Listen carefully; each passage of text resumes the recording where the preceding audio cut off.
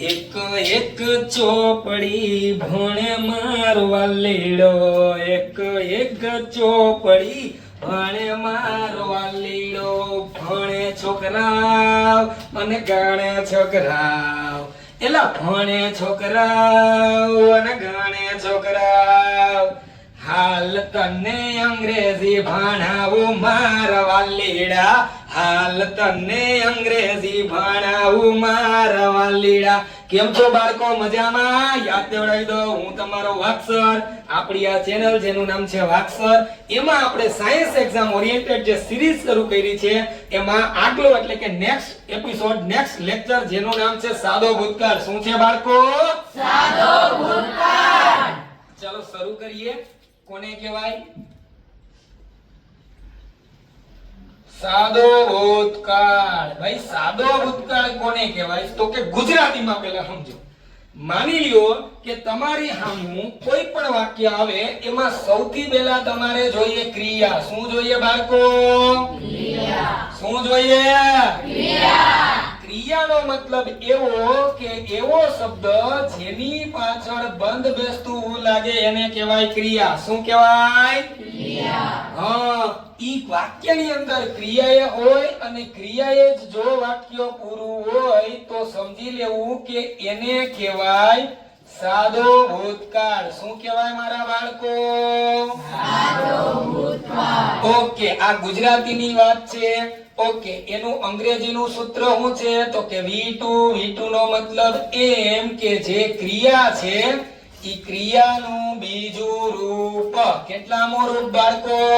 બીજું રૂપ. હવે સાહેબે એવું કીધું કે ભાઈ સાદો ભૂતકાળનો મતલબ એમ ક્રિયાએ વાક્ય પૂરું કરવું. જેમ કે વાક્સરે પેન ફેંકી, ક્રિયાએ પૂરું હાકે ના? હા. પંખો ચાલુ કર્યો, ક્રિયાએ પૂરું હાકે ના? હા. કોઈ પણ વાક્ય જો ક્રિયાએ પૂરું થાય તો સમજી લેવું કે એને કહેવાય સાદો ભૂતકાળ. શું કહેવાય બાળકો? સાદો ભૂતકાળ. ચલો એક્ઝામ્પલ આપું એટલે વધારે ખબર પડે. જેમ કે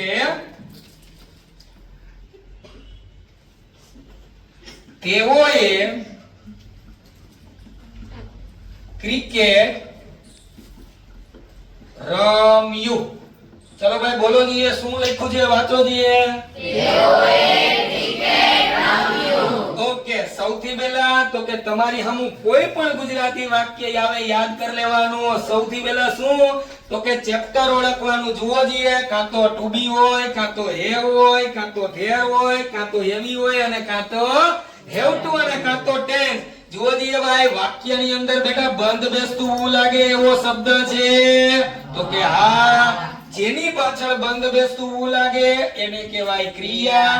અને જુઓ જોઈએ ભાઈ, ક્રિયાએ વાક્ય પૂરું થાય છે તો કે હા, જો વાક્ય ક્રિયાએ પૂરું થાય તો એને કહેવાય સાદો ભૂતકાળ. શું કહેવાય બાળકો?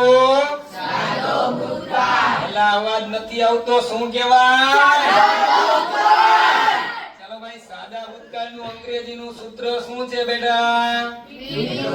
જનરલી તમારે V2 બનાવવું હોય તો યાદ રાખવું, ed લગાડવું. શું લગાડવું? ed. ચાલો અંગ્રેજીનો બીજો નિયમ, કોઈ પણ વાક્યનું અંગ્રેજી હોય તો હવે કેમ કરાય? કયો છે?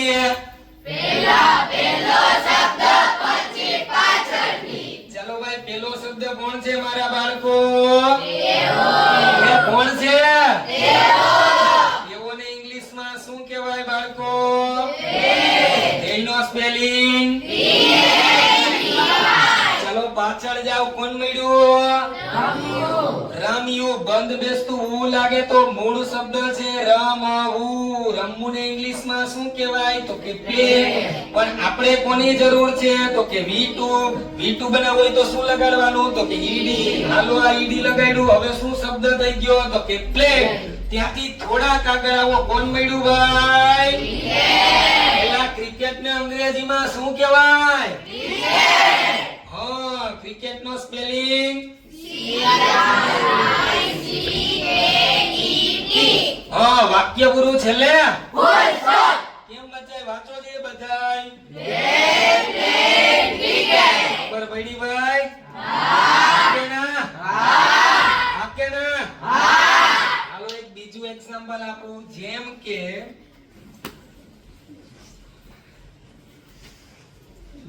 રામભાઈએ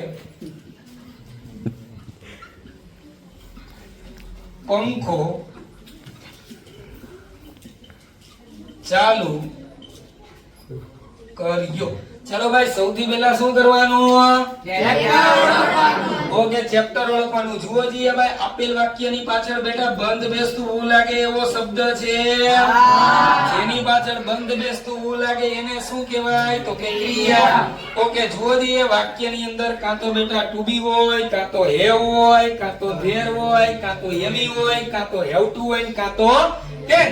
ટેન્સ ની અંદર જુઓ જીએ કયો કાળ? તો કે જો વાક્ય ક્રિયાએ પૂરું થાય તો એને કહેવાય સાદો ભૂતકાળ. શું કહેવાય મારા બાળકો? સાદો ભૂતકાળ. ચલો ભાઈ, સાદા ભૂતકાળનું અંગ્રેજીનું સૂત્ર શું છે બાળકો? પેલા શું છે? V2 નો મતલબ એમ, ક્રિયાપદનું બીજું રૂપ. કેટલામો રૂપ? કોઈ પણ વાક્યનું અંગ્રેજી કરવું હોય તો કેમ કરાય બહેનો ને ભાઈઓ? પેલા પેલો શબ્દ અને પછી પાછળથી. પેલો શબ્દ કોણ છે? તો કે રામભાઈ. ચલો, રામભાઈ ને અંગ્રેજીમાં શું કહેવાય? રામભાઈ. ઓકે, પાછળ જાવ, કોણ મળ્યું? ચાલુ કર્યું. ચાલુ કર્યાની પાછળ બંધ બેસતું હું લાગે એટલે મૂળ શબ્દ મળે ચાલુ કરવું, જેને ઇંગ્લિશમાં કહેવાય સ્ટાર્ટ. ઓકે, પણ સાહેબે કીધું કે ભાઈ અહીંયા ઈડી લગાડવાનું છે V2 એટલે. ચલો, આ ઈડી લગાડ્યું અને શબ્દ થઈ ગયો સ્ટાર્ટેડ. થોડાક આગળ આવો, કોણ મળ્યું? પંખાને અંગ્રેજીમાં શું કહેવાય? ચાલો, ફેન નો સ્પેલિંગ.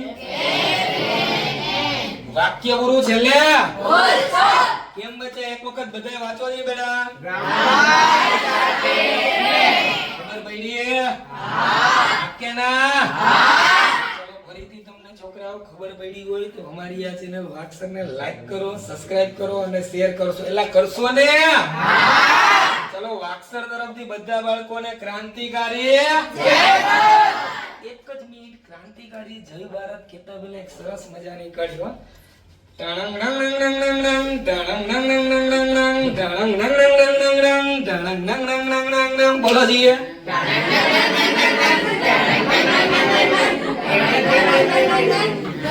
એલા ક્લાસમાં બેહી જાને, હવે ભણી લે વાગસરને તું. ટણંગ ટણંગ નંગ નંગ, ટણંગ ટણંગ ટંગ. હવે ફરીથી વાક્સર તરફથી ક્રાંતિકારી